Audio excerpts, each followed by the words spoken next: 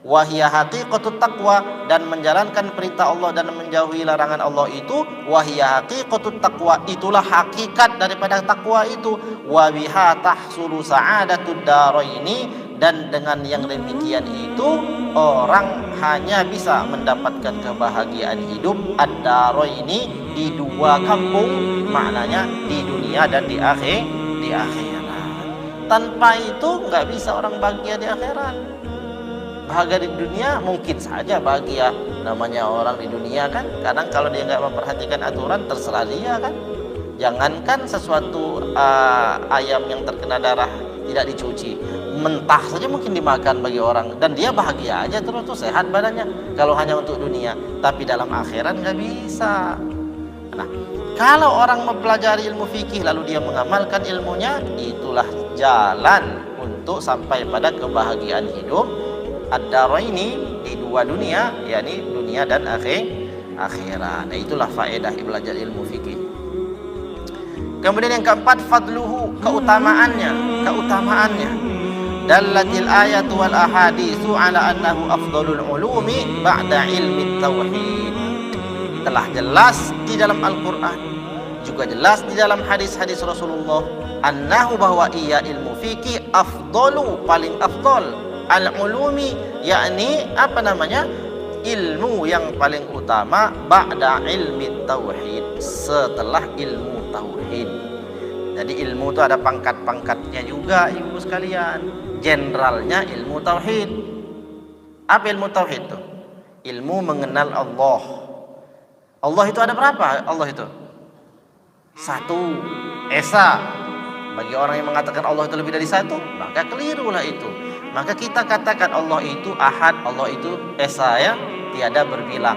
Ilmu-ilmu yang mempelajari hal yang demikian, yang mempelajari tentang sifat-sifat Allah, itu namanya ilmu tauhid. Dialah generalnya ilmu, pangkat tertinggi di dalam ilmu. Setelah itu selesai, kita sudah beres dengan urusan dengan Tuhan. Maknanya kita insya Allah sudah kenal Tuhan kita. Kita tidak mengatakan Allah itu lebih dari satu. Kita yakini Allah itu ahad. Kita yakini Allah itu maha mendengar, maha melihat. Allah itu wujud, ya. Allah itu kekal, tidak akan pernah habis masanya. Allah itu yang paling awal, sebelum segala sesuatu ada, Allah adalah ada. Allah yang menciptakan manusia juga, ya, Allah yang menciptakan perbuatan manusia. Kita sudah selesai belajar itu, maka pangkat yang kedua untuk benar dalam hal menjalankan syariat, maka adalah di dalam urutan kedua itu adalah ilmu fikih lah yang paling tinggi setelah ilmu tauhid. Dikatakan di sini dallatil ayatu wal ahaditsu ala annahu afdalul ulumi ba'da ilmi tauhid. Telah dijelaskan oleh ayat-ayat Allah, kemudian hadis-hadisnya baginda Nabi, bahwasanya ia ilmu fikih adalah ilmu yang paling mulia ba'da ilmi tauhid, setelah ilmu tauhid. Ya, sebelum ilmu tentang lain-lain lah, ilmu tentang macam-macam selain ilmu fikih, itu ilmu fikih dulu. Kita udah rajin sholat, khusyuk sholatnya, tiba-tiba toharohnya salah, umpama ya. Kita udah sholat dengan khusyuk, tiap azan langsung sholat umpamanya, sampai tidak kehabisan waktu orang sholat. Tiap hari sholat 5 waktu, tambah lagi sholat tahajud. Ternyata wudunya nggak nyampe siku basuhnya umpama kan. Atau ternyata dia wudu masih ada bedak di wajahnya. Nah, seperti itu. Ternyata wudunya nggak sah. Kenapa? Begitu sampai air ke wajahnya, air yang ada ini langsung berubah hukumnya. Kenapa? Karena bedaknya belum dicuci dulu. Begitu juga lipstiknya.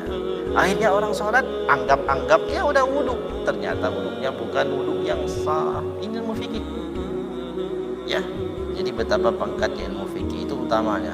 Kemudian yang kelima, nisbatuhu, nisbatnya, yantasibu ilal ulumi syar'iyyah. Nah, jadi ilmu fikih ini digolongkan dalam ilmu syariat. Jadi ilmu itu gini, ada 3 minimal garis besarnya ilmu. Yang pertama ilmu tauhid, ilmu yang mempelajari tentang akidah di dalam hati, yakni tentang Allah Subhanahu wa taala. Yang kedua ilmu fikih, ilmu fikih ini disebut juga ilmu syariat. Yang kedua ilmu adab, atau ilmu yang dipakai untuk membersihkan hati, para ulama memberinya namanya ilmu tasawuf, ya, ilmu tasawuf, atau sebagian menyebutnya ilmu tazkiyatun nafs. 3 ilmu ini.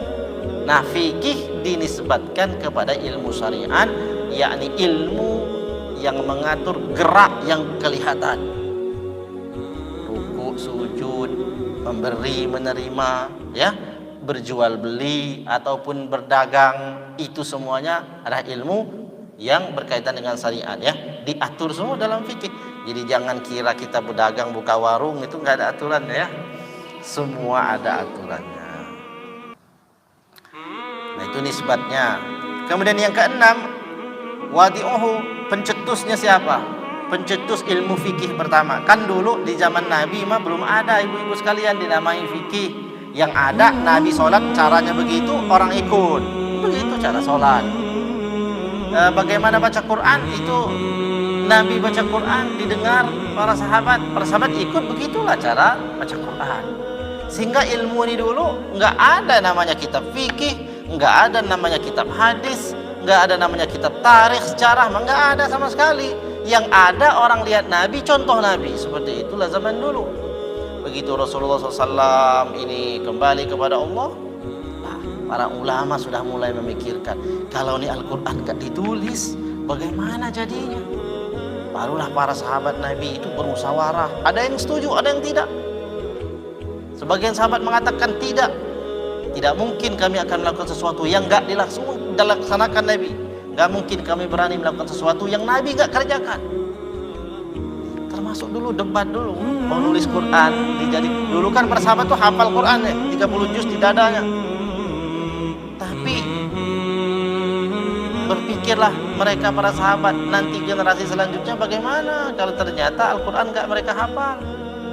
Lalu berdebat. Sebagian sahabat mengatakan tidak berani menulis Quran itu, kenapa? Nabi gak kuat, takut salah. Sebagian sahabat mengatakan demi Allah ini baik, ya, demi Allah ini baik, meskipun gak dilakukan Nabi, tapi ini baik, maslahatnya besar. Anda yang gak ditulis bagaimana? Kesimpulannya dibentuklah panitiaan menulis Quran. Ketuanya itu yang namanya Zaid bin Sabit tadi itu. Nah, dalam sejarah begitu. Nah, akhirnya sejarah ilmu seperti itu. Dari nggak ada nih Al-Quran ditulis jadi ada. Akhirnya kemudian kalau Quran ditulis bagaimana kalau hadis Nabi yang ditulis? Belum ada dulu. Yang ada para sahabat banyak, ada Abu Hurairah nyimpan berapa hadis ditanya. Oh, 4.000. Nyimpan dari mana? Bukan di dalam tasnya, atau tidak ada di kepalanya. Sahabat yang lain ada Abdullah bin Mas'ud dan lain sebagainya. Mereka semua punya hadis yang disampaikan Nabi kepada mereka. Tapi orang lain nggak dapat apa yang mereka dapatkan. Akhirnya mulailah juga para ulama itu merintis menuliskan yang namanya hadis di dalam kitab-kitab hadis. Barulah lahir ada namanya kitab sahih dan lain sebagainya. Dan seterusnya sampai kita ini bisa baca kitab, bisa baca hadis, itu akibat ijtihad para sahabat membolehkan menuliskan hadis. Kalau enggak, ya enggak kenal kita. Nah, awal orang imam yang menggagas ilmu fikih dibukukan dalam bentuk buku. Kalau dulu seperti yang saya jelaskan tadi itu, bahwa orang sholat begitu caranya, Nabi sholat begitu, nanti sahabatnya Nabi lihat Nabi begitu, muridnya sahabat lihat sahabatnya begitu lagi sholat tuh. Begitu caranya, rukunya begini. Maka ada banyak yang beda-beda itu. Ada yang beda sedikit gitu ya. Kenapa? Karena memang contohnya banyak ya. Contohnya banyak. Nah, orang pertama yang meletakkan, mencetuskan ilmu fikih wadi'uhu al-a'immatul mujtahidun, ya. Wa awwalu man allafa fihi imla'an wal imamu Zaid ibnu Ali ibni Husain ibni Ali ibni Abi Thalib radhiyallahu anhum ajma'in. Orang pertama yang menggagas ilmu fikih, yakni yang menulis kitab imla namanya adalah Imam Zaid namanya. Imam Zaid bin Ali bin Husain bin Ali bin Abi Thalib. Jadi apa namanya itu? Sampai silsilahnya itu kepada Imam Ali, menantunya Nabi. Wa awwalu man allafa fihi tilmizuhu al-imamul mujtahidu Abu Hanifah an-Nu'man rahimahullahu taala. kemudian dilanjutkan oleh muridnya Imam Zaid tadi itu, dialah muridnya yang pertama, yakni Imam Mujtahid, namanya Imam Abu Hanifah An-Nu'man, pendiri mazhab Abu Hanifah atau mazhab Hanafi.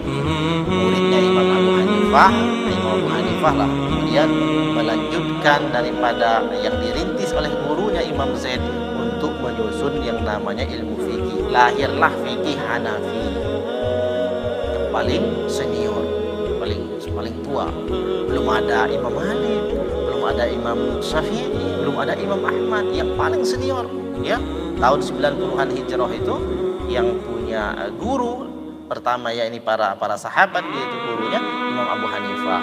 Dari Abu Hanifah ini barulah generasi selanjutnya lahir ada Imam Malik, kemudian setelah Imam Malik itu Imam Syafi'i, dari Imam Syafi'i itu kemudian diteruskan oleh Imam Ahmad bin Hanbal sampai kepada para ulama-ulama mujtahid yang menghimpun kitab-kitab fikih. Ini sejarah ya, cerita dulu kan kita mau memakai ilmu fikih kan, kita kenalan dulu sama ilmu